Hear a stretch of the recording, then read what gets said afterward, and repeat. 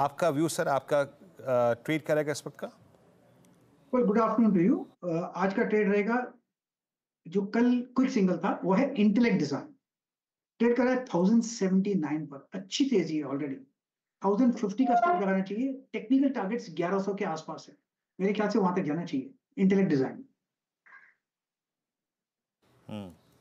Okay, intellect design आपका trade है और ये ट्रेड कर रहा है 107। ये ट्रेड मेरे ख्याल से सुबह भी ये ट्रेड किसी का था, मैं भी याद नहीं कर पा रहा हूँ, बट अभी आऊँगा उस पर। मानस आपका ट्रेड? वीरेन जी, सन फार्मा पे ध्यान देना चाहिए क्योंकि यहाँ पर हायर टॉप हायर बॉटम बन रहे हैं। 1568 पे रेजिस्टेंस था जो कि स्टॉक पिछले 2 दिनों से फेस कर रहा था, उसको स्टॉक ने ब्रीच किया है। थोड़ी बेहतर वॉल्यूम भी देखने को मिले हैं, तो आई थिंक सन फार्मा में आप करंट लेवल्स पे खरीदारी कर सकते हैं। 1554 के आपको स्टॉप लॉस लगाने हैं और 1590 के आपको टारगेट सेट करने हैं। ये कैश लेवल्स हैं। ऑप्शन में अगर ट्रेड लेना चाहें तो मार्च मंथ का 1570 की कॉल ऑप्शन में आप खरीदारी कर सकते हैं। 39 रुपीज के आसपास के भाव चल रहे हैं, वहां पर 32 रुपए का आपको स्टॉप लॉस लगाना है और टारगेट 55 रुपए के सेट करने हैं 1570 के मार्च के कॉल ऑप्शन में। तो ये फिलहाल एक अपॉर्चुनिटी सन फार्मा में है। रचना जी, आफ्टरनून, आपका ट्रेड? जी गुड आफ्टरनून। मेरा जो ट्रेड रहेगा इस वक्त वो टाटा मोटर्स के फ्यूचर्स में रहेगा एंड हम उसको लॉन्ग करेंगे। टाटा मोटर्स के फ्यूचर्स में आज बहुत स्ट्रॉन्ग मूवमेंट है और अगर डेली चार्ट पे देखा जाए तो वो 2-3 दिन के कंसोलिडेशन में से आज निकला हुआ है एंड इंपॉर्टेंट सपोर्ट से ऊपर जा रहा है, तो यहाँ पे कंटिन्यूटी के चांसेस होने चाहिए। अगर हम एचएल लगाएंगे 948 पे ऑन फ्यूचर्स और इसको अगर लॉन्ग करेंगे तो हमारा अपसाइड पे पहला टारगेट होना चाहिए 956 और उसके बाद 960 according to February futures. Okay, तो ये फिलहाल टाटा मोटर्स के फ्यूचर्स में एक ट्रेड बनता हुआ दिखाई देगा इस समय, तेजी वाला। प्रशांत, आफ्टरनून, आपका ट्रेड? अच्छा जी, वीरू जी, गुड आफ्टरनून द पैनल और सभी दर्शकों को नमस्कार। तो यहाँ पे एबट इंडिया एक बहुत अच्छे रैली के बाद इसमें एक डिप आई है। 20 डेमा से कल अच्छा बाउंस आया हुआ है और करीबन 28,600 पे ट्रेड कर रहा है। स्टॉप लॉस में रखूंगा 28,100, 28,100। यहाँ से टारगेट मेरा होगा स्ट्रेट 30,000 का, जो कि मुझे लग रहा है कि बहुत कंफर्टेबली अचीव हो सकता है। ये फिलहाल आपके लिए एक ट्रेड आता हुआ। जतिन, आफ्टरनून, आप क्या पिक कर रहे हैं? बड़ी तो मैं एक शॉर्ट साइड की तरफ ट्रेड लेना चाहूंगा। वो अपोलो टायर्स में होगा। अपोलो टायर्स में हमने देखा है कि जो पुल बैक आ रहा है और शार्प डिक्लाइन के बाद वो 20 डे के आसपास, 20 डे एवरेज के आसपास रेजिस्टेंस ले रहा है। आर्ली चार्ट्स पे हम देख रहे हैं कि एक ब्रेकडाउन हमें देखने मिल रहा है। लास्ट 3 दिनों का पुल बैक जो है वो अभी फिजल आउट होके अभी डेज लो के आसपास ट्रेड कर रहा है। तो मेरे को लगता है अपोलो टायर्स में सेल करके चला जा सकता है। इसमें मैं स्टॉप लॉस 528 का सजेस्ट करूंगा और मेरे टारगेट्स 503 और 492 के होंगे। Okay, Apollo Tyres sell. वाकई इस वक्त अपोलो में वीकनेस काफ़ी है। मैं इसके कुछ स्टैट्स को देख रहा था। और डायरेक्टर साहब जरा प्लीज़ एक बार करके जरा स्टॉक्स के रोलोवर्स भी रखिएगा।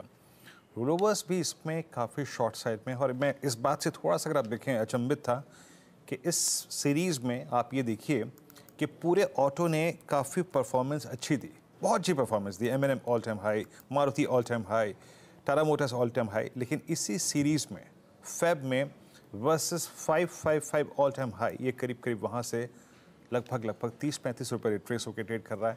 इसमें काफ़ी शॉर्ट बने हैं इस पूरी सीरीज़ में। और दूसरा टेक्निकल नेगेटिव पॉइंट है, दैट्स नाउ अपोलो 20 डेमा के नीचे ट्रेड करता हुआ, तो शॉर्टिंग काफ़ी सीरीज़ में हुई है। अब मयूरेश हमारे साथ हैं। Mayuresh, good afternoon. मयूरेश, आज हमें हमारे डाउन साइड को रेस्ट्रिक्ट किया एक बार फिर से आईटी ने। बैंक्स में थोड़ा बहुत मोमेंटम है, but it's clearly I think Reliance और HDFC बैंक जिन्होंने थोड़ी बहुत को स्टेबिलिटी को स्क्रीन पे एक बार फिर से रखा है। आपकी अप्रोच, मार्केट्स की रीडिंग क्या है और आपका कॉल इस वक्त का? Afternoon Veeru ji, afternoon Harshita ji, afternoon to everyone on the panel. तो जैसे हम देखते हैं मार्केट से इंडिया में जो एक डिस्ट्रीब्यूशन डे काउंट एक हमारा मैकेनिज्म है to gauge the overall market mood, that count stands at 4 और लग ऐसे रहा है because the market and Nifty specifically above की मूविंग एवरेजेस हैं, तो स्ट्रक्चरल डाउनसाइड शायद लग नहीं रही है। ऑब्वियसली जो फंडामेंटल फैक्टर्स है वीरू जी, मैक्रोज और माइक्रोज को लेके ये अच्छे ही है इंडिया के लिए और अच्छे ही रहेंगे अगले वित्त वर्ष के लिए। तो कॉर्पोरेट अर्निंग्स जो एक बहुत बड़ा पहलू होता है मार्केट्स के लिए, उम्मीद ये जताई जा रही है अक्रॉस एनालिस्ट्स की 12 से 15% की ग्रोथ शायद ये वर्ष में देखी जाएगी across sectors, which should give a base case scenario कि निफ्टी की बहुत ज्यादा डाउनसाइड स्ट्रक्चरल रिस्क लग नहीं रही है। ऑब्वियसली ब्रॉडर मार्केट्स में प्रॉफिट बुकिंग आ सकती है because broader markets have moved a tad bit higher और वहाँ पे valuations have gone out of whack. But अगर आप stock specific approach रखते हैं या sector specific, हमें लगता है अभी भी domestic cyclical sectors जो है banking and financial selectively और consumer discretionary very selectively with expectations of normalized monsoons एक अच्छी थीम रह सकती है। तो मुझे लगता है I think infra manufacturing as a pocket selectively अच्छे करने चाहिए। Within infra as a pack अगर आप देखें तो construction equipment players capital good players have moved quite significantly अच्छे खासे pivot level के ऊपर है जैसे हम ट्रैक करते हैं मार्केट स्मिथ में, but road construction companies selectively have not moved in that proportion.